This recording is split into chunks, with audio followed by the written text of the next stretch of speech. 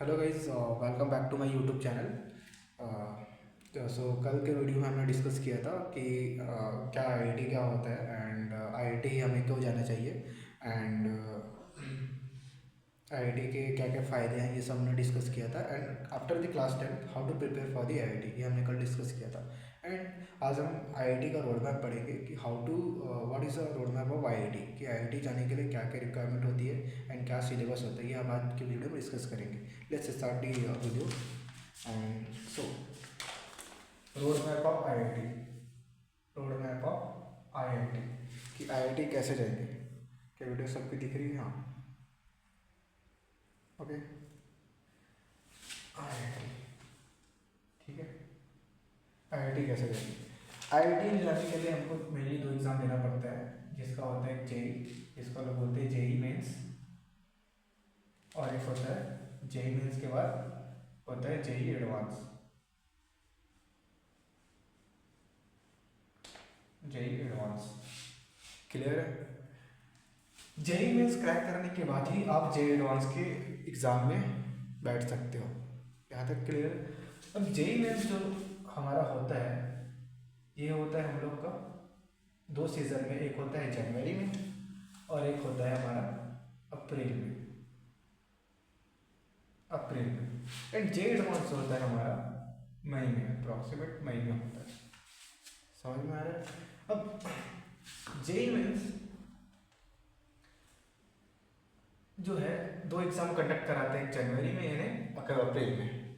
अब जो एग्ज़ाम, जो बंदा जो है जिस एग्ज़ाम में ज़्यादा स्कोर करेगा, लाइक किसी राम नाम का बंदे ने 80% यहाँ पे स्कोर किया, 80%, और अप्रैल वाले सीजन में 82% स्कोर करता है, तो दोनों का जो जिनमें से सबसे ज़्यादा स्कोर है, इन दोनों में से इस सेशन में जिसका बेस्ट स्कोर है वो स्कोर लिया जाता है। तो इन दोनों सबसे बेस्ट स्कोर क्या है? 82। तो 82 तुम्हारा स्कोर लिया जाएगा एज अ फाइनल रिजल्ट बनाने में जेईई मेंस का।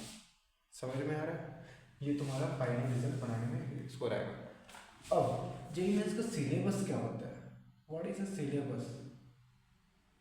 सिलेबस सिलेबस क्या होता है जेईई मेंस का? ठीक है, सिलेबस होता है class 11th and class 12th। इस क्लास 11th एंड 12th का तुम्हारा पूछा जाता है तुमको फिजिक्स, केमिस्ट्री प्लस मैथ्स।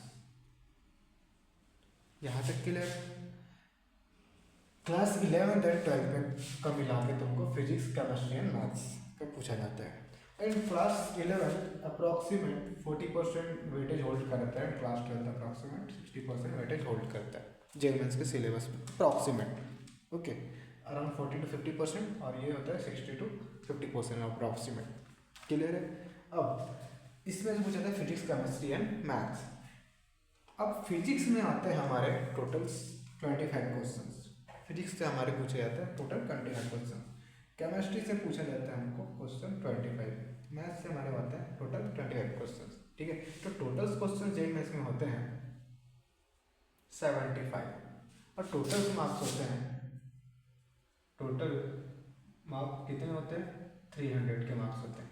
हर एक सब्जेक्ट होता है, हर एक सब्जेक्ट जो होता है 1 मार्क का होता है। तो क्या हो जाएंगे? 75 इंटू 4 करके कितना आ जाएगा? 300। क्लियर? 25 अच्छा, दो 17 28 29। ठीक है, तो टोटल मार्क्स कितने हो जाते हैं जेईई मेंस? 300 का। अब इस 25 में से हमारा जो होता है 20 क्वेश्चन होते हैं, सॉरी 20 क्वेश्चन जो होते हैं हमारे एमसीक्यू होते हैं। क्या होते हैं? एमसीक्यू। और जिसमें से 5 क्वेश्चन जो होते हैं हमारे न्यूमेरिकल टाइप्स होते हैं। 5 क्वेश्चन जो होते हैं हमारे न्यूमेरिकल टाइप्स होते हैं। क्लियर है? अब इस 20 क्वेश्चन में तुम्हारे होते हैं, राइट करोगे, सही करोगे तो तुमको मिलेंगे +4। मैं आपको कर देता हूँ। ठीक है, इस 20 एमसीक्यू में अगर तुम राइट करते हो तो तुमको मिलते हैं +4, अगर तुम रॉन्ग करते हो तो तुमको मिलते हैं -1। क्लियर? यही लास्ट 2 साल से चेंजेस हो गए इस साल के सिलेबस में कि पहले न्यूमेरिकल वाले में माइनस मार्किंग नहीं हुआ करता था, इस बार के न्यूमेरिकल वाले में माइनस मार्किंग दिया गया। आई मीन आपको अगर यहाँ पे तुम सही करते हो तो तुमको मिलेगा +4, अगर रॉन्ग करते हो तो तुमको मिलेगा -1। समझ में आ रहा है? पहले ये नहीं हुआ करता था कि न्यूमेरिकल वाले में आपको सिर्फ करेक्ट ही मिलते थे, तुम रॉन्ग करो, तुक्के मारो, कुछ ही मारो, उसमें नेगेटिव मार्किंग नहीं मिलते थे। समझ में आ रहा है? ये चीज़ होता है। और इसमें टोटल मार्क्स होते हैं 300। जब ये चीज़ें पूरे क्लियर होने के बाद जेई मेंस का एग्ज़ाम आप क्रैक कर लेते हो, क्वालिफाई कर लेते हो, तब आप प्रिपेयर होते हैं जेई एडवांस पे। तब आप होते हैं जेई एडवांस के। जेई एडवांस जो होता है मई में हमारे होते हैं जनरली, ओके। एंड इसका हमारा जो होता है कोई फिक्स नहीं होता कि सिलेबस सॉरी कि हमारे कितने क्वेश्चन आएंगे, टोटल मार्क्स कितने आएंगे, पैटर्न क्या आएगा, एग्जैक्ट पैटर्न हमको पता नहीं होता। समझ में आ रहा है? ये हमको एग्जाम में आके वहाँ पे रीड करना होता है कि क्या क्या इंस्ट्रक्शंस होता है, क्या क्या दिया होता है, पहले पेज पढ़ना होता है, तब जाके हमको पता चलता है कि ये हमारे इस पैटर्न से आया क्वेश्चंस एंड ये हमारा टोटल मार्क्स इतने का आया। हमको कोई एडवांस में कुछ फिक्स नहीं होता कि हमारे इतने क्वेश्चन आएंगे, इतने नंबर ऑफ मार्क्स के क्वेश्चन आएंगे, इसलिए एडवांस टफ होता है। एडवांस जो होता है आगे चल के हम बहुत जेई मेंस के बाद हम लोग और डिस्कस करेंगे जेई एडवांस के बारे में, ठीक है। जेई एडवांस होता है, जेई मेंस होता है हम लोग का 3 घंटे की एग्जाम होता है। कितने घंटे की एग्जाम होता है? 3 आवर्स।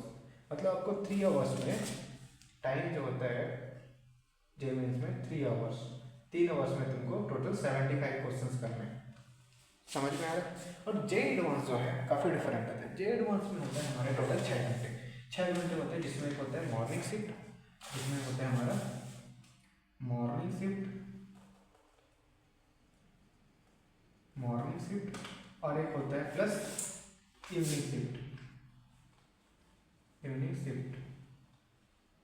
शिफ्ट, ठीक है। अब ये मॉर्निंग शिफ्ट होता है हम लोग का 3 घंटे का, 3 आवर्स का, और इवनिंग शिफ्ट होता है मेरा 3 आवर्स का। बीच में गैप होता है लंच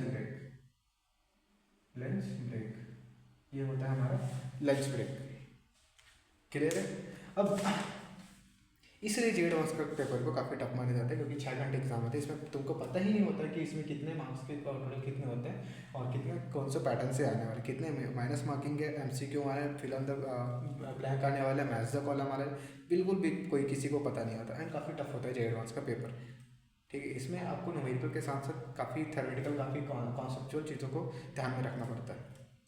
क्लियर है? बट जेई मेंस में क्वेश्चंस के लिए आज के टाइम पे थ्योरेटिकल ज़्यादा, तुम जितनी ज़्यादा प्रैक्टिस करोगे, JEE mains is all about practice. अब जितना ज़्यादा प्रैक्टिस करोगे उतने अच्छा स्कोर करोगे जेई मेंस में। समझ में आ रहा है? एंड जेई मेंस स्कोर करना कोई ज़्यादा बड़ी बात नहीं होता। एंड जेई मेंस से आपको तुमको मिलता है NIT, तुम्हारा सिक्योर होता है। जेई मेंस से तुम्हारा क्या होता है? NIT सिक्योर होता है। अब जेई मेंस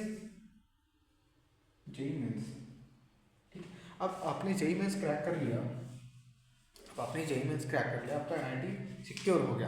अच्छे रैंक आने पे ही सिक्योर होता है। क्वालिफाई करने से not about securing your NIT, ठीक है। अच्छे रैंक लाना, तुम्हारा अच्छा रैंक लाना ही डिसाइड करे तुमको NIT मिलेगा या नहीं, ठीक है। और क्वालिफाई करना कि इसका मतलब यह है कि तुम जेई एडवांस के पेपर के लिए तुम एलिजिबल हो। क्लियर है? अब ये तुम्हारा क्या NIT, जेई IIT कैसे मिलता है? तुम NIT मेंस तो क्लियर होना ही है, साथ में तुमको क्या क्लियर होना है? जेई एडवांस भी क्लियर हो तो IIT मिल जाएगा, ये चीज़ें नहीं है, ठीक है। इसमें भी तुमको क्या रहनी पड़ेगी? गुड रैंक, ठीक है। तब जाके तुमको मिलता है IIT। और इस IIT में जो है, IIT जेई एडवांस का जो पेपर में होता है इंडिविजुअल कट ऑफ होता है। इंडिविजुअल कट ऑफ मीन्स आपको सब्जेक्ट वाइज की आपको फिजिक्स में तुमको 15 नंबर, 20 नंबर, 25 नंबर ये तुमको लाने पड़ेंगे। केमिस्ट्री मैथ से तुमको 15 नंबर मिनिमम ये तुमको लाने पड़ेंगे। This is called individual cut off. But JEE mains में वैसा नहीं है। जेई मेंस में आपका अगर मैथ्स स्ट्रॉन्ग है सबसे ज़्यादा, तो आप मैथ्स ही बना के आ जाओ। बाकी केमिस्ट्री फिजिक्स में आप 0 भी लाते हो और मैथ्स में तुम्हारे इतना अच्छे नंबर आ गए कि आपने अच्छे परसेंटाइल गेट किया, तो आपको जेई मेंस से NIT वगैरह कॉलेज मिल सकता है। बट जेई एडवांस में ऐसा नहीं है। अगर आपने मैथ्स में अच्छा कर दिया, केमिस्ट्री में अच्छा कर दिया, बट फिजिक्स में आपने बहुत ही बेकार परफॉर्मेंस की, आपका cut off individual cut off ही क्लियर नहीं हो रहा है, तो आपका आप क्वालिफाई नहीं हो, आप क्रैक नहीं किया हुआ एडवांस। दिस इज कॉल्ड, ये दिक्कत होती है कि एडवांस के पेपर में, ठीक है। और थैंक यू गाइस, होप कि समझ में आ गया होगा चीज़ें, ये चीज़ें। एंड कल हम लोग डिस्कस करेंगे क्लास 11 का सिलेबस मैथ्स का, कि कौन कौन से चैप्टर से कितना कितना वेटेज होल्ड करता है, एंड क्या क्या चीज़ें हम लोग टॉपिक वाइज टॉपिक्स कल नेक्स्ट क्लास में हम लोग आगे बढ़ेंगे। एंड आई होप ये वीडियो काफ़ी अच्छा गया हो, and please like and subscribe my channel for further update and ऐसे ही प्रिपेयर करने के लिए।